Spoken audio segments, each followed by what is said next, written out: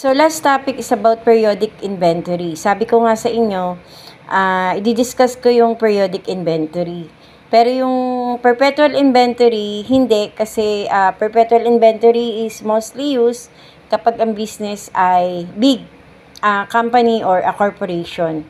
So, since ang merchandise inventory is only used on small and medium business, so, madali lang siya. So, kung ang question is about inventory, napakadali lang siyang gawin.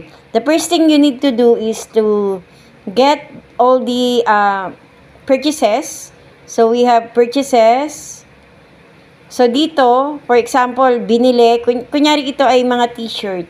So, ang date dito is August 5, August 10, and August 15. So, pagsasama-samahin nyo lang yung mga pinurchase. So, be sure na nakalagay yung number of units. So, we have 200 units times 45, and then 300 units times 46, at saka yung last na purchases is 400 units. So, all in all, meron siyang 900 units na binili, and then this one, i-add natin yung dalawa, 200 times 45, so we have 9,000, okay? 9,000 ba?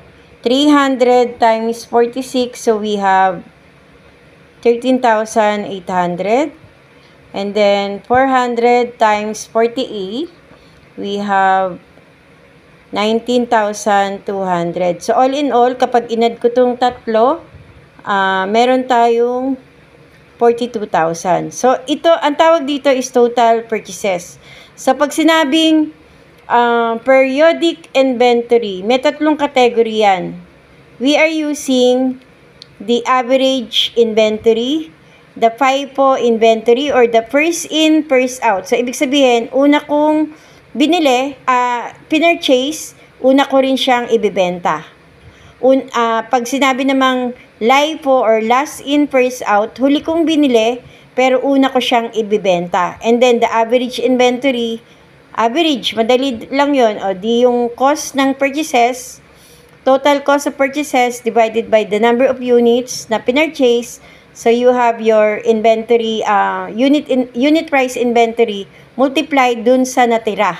Okay, so, paano natin malalaman ang ending inventory? So, dito sa sample, merong purchases, merong sales. So, definitely, aalamin nyo lang yung total ng naibenta. So, dito, meron tayong 250 na naibenta plus 300. So, ibig sabihin, purchases minus yung naibenta ko na units, meron akong minus 550 units. So, ibig sabihin, ang natitirang ending inventory na hindi pa naibibenta is 350 units. So, yan ang hahanapin natin ngayon.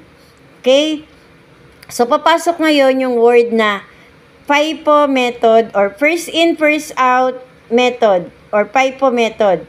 Ang question is, how much is the ending inventory using FIFO method? Okay? Madali lang yan. Di ba nakuha na natin yung 350 units na ending inventory? Ngayon, titingin kayo dito. Pag sinabing first in, first out, first in, unang pinasok, unang nilabas. So, wala na to kasi 200. 550 ang naibenta. So, yung 200, wala na. Unang pinasok, pangalawang ipinasok, 300. So, 200 plus 300, 500. So, ibig sabihin na ibenta na rin ito under FIFO method. And then, yung 50 ng 400 na ibenta na rin. So, ibig sabihin, yung natitirang 350 dito, yun ang basis natin para sa FIFO. So, under FIFO method, ang basis natin is 350 times 48 pesos. Okay? Yan ngayon ang ating times 48 pesos. So, pag inad natin ito, ang ending inventory natin under FIFO method is 16,800. O, madali lang, di ba? Again, unang ipinasok, unang binili, una ring ilalabas. Or una ring iaano natin. So, natanggal na natin yung 200, natanggal na natin yung 300, tinanggal natin dito yung 50, so ibig sabihin may natirang 350. Yung 350 dito sa last na pinurchase natin, yun yung nasa warehouse. Kaya 350 times 48 is equals to 16,800. FIFO method. Okay, under last in first out method, huli kong ibinenta, una kong ilalabas kasi last in first out. So, tignan uli natin yung basis natin. Ang titignan natin is 550 dapat yung nawala. Ibig sabihin, ang matitira dapat ay 350. Okay. So, dahil huli, siya rin ang unang ilalabas, itong 400, natanggal na natin. Tama? So, wala na to. Tapos, dito sa 300, yung kasunod, pabalik, merong natanggal na 150 since 550 minus 400 is equals to 150. Ibig sabihin, yung 150 hindi pa na ibibenta. So, yun ngayon na magiging basis natin. So, 150 times 46 sa last in first out plus yung 200 na unang-una na 200 times 45. O, di ba? Pag inad ko itong dalawa, 150 plus 200 is equals to 350. So, yun yung last in first out natin. Okay? So, i-add na lang natin 150 times 46. Ilan ba yun? So, 150 times 46 is equals to 6,900. And then, i-multiply natin yung 200 times 45 or 45 times 2. So, we have 9,000.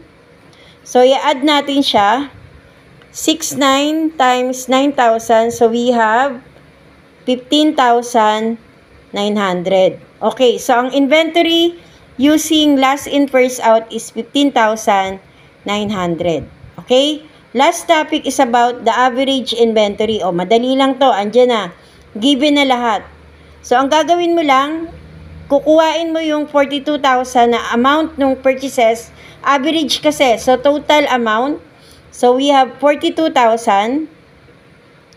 Divided by yung total na 900.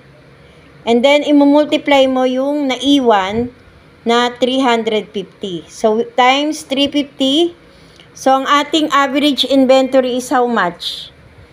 350 times 42,000 divided by 900. Okay, times 350 is equals to, dito ko na lang ilagay ha, yung total. 16,333.33. So, kung sa exam tatanungin, how much is your merchandise inventory end using FIFO method, ang sagot ay 16,800. How much is your merchandise inventory using last in first out or LIFO method? So, we have 15,900. And how much is your average inventory? So, we have 16,333.33. So, this one is a periodic inventory. So, I hope may natutunan kayo, and as time goes by, kapag kayo ay naging parte ng, kunyari sa purchasing department kayo napunta, madali nyo nang maiintindihan kung paano makukuha ang ating ending inventory na madali lang in real time. Okay guys, so thank you. So this is the last topic of our financial management subject. So I hope may natutunan kayo sa akin. Salamat!